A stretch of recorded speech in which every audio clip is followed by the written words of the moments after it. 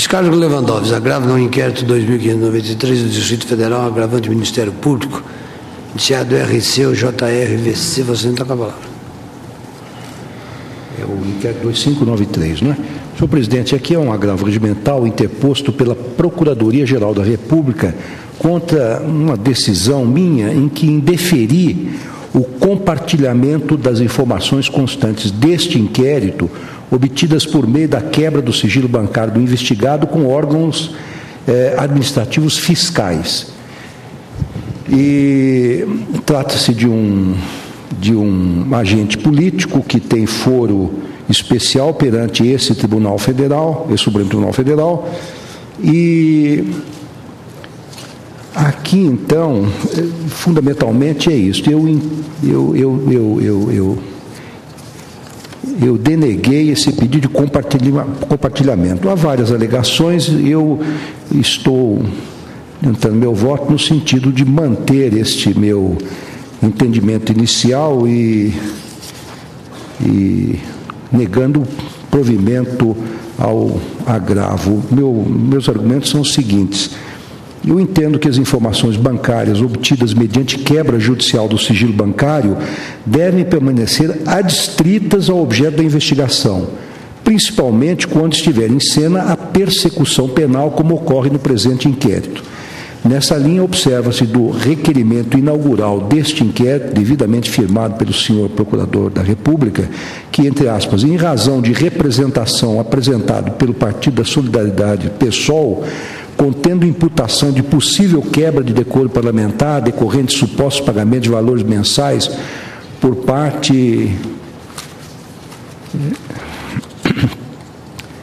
Presidente, eu vou saltar certos trechos, porque como o inquérito está correndo em segredo de justiça, se eu entrar muito em detalhes, é possível que se acabe identificando os interessados ou os envolvidos nesta questão. Bem, então, eu continuo dizendo, o certo é que o Conselho de Ética do Senado Federal tem atribuições para esclarecer, sob a perspectiva do decoro parlamentar, os fatos submetidos ao seu julgamento. Também é questionável que o esclarecimento pretendido pode revelar simultaneamente a existência de indícios de ilícito penal sobre os quais deve pronunciar-se o Procurador-Geral da República, independentemente das consequências que possa ter perante o referido Conselho, visto que se tratam de instâncias autônomas.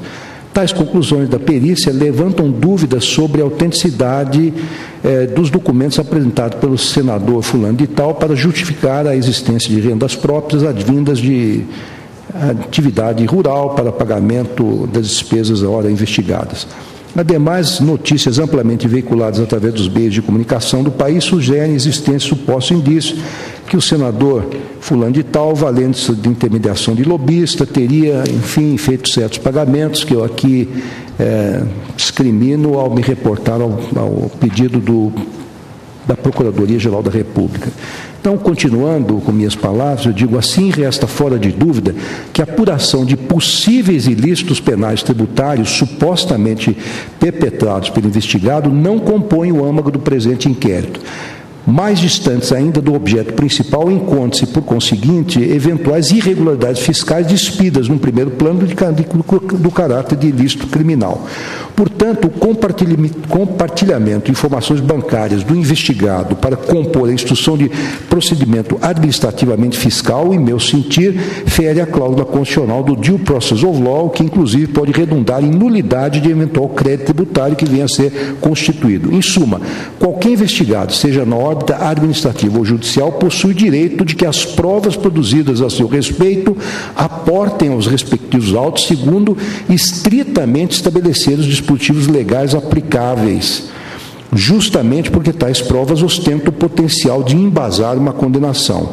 No caso em apreço, ainda que a remessa das informações bancárias do investigado à Receita Federal possa agilizar a solução de procedimento fiscal instaurado contra o investigado, a obtenção de tais provas deve necessariamente seguir o que diz a lei, ou seja, o artigo 6º da Lei Complementar 105, cuja redação estatui o seguinte, artigo 6º, as autoridades e os agentes fiscais tributários da União, do Estado, do Distrito Federal e dos municípios somente poderão examinar documentos, livros e registros de instituições financeiras, inclusive os referentes a contas de depósito e aplicações financeiras, quando não houver processo administrativo instaurado ou procedimento fiscal em curso e tais exames sejam considerados indispensáveis pela autoridade administrativa competente.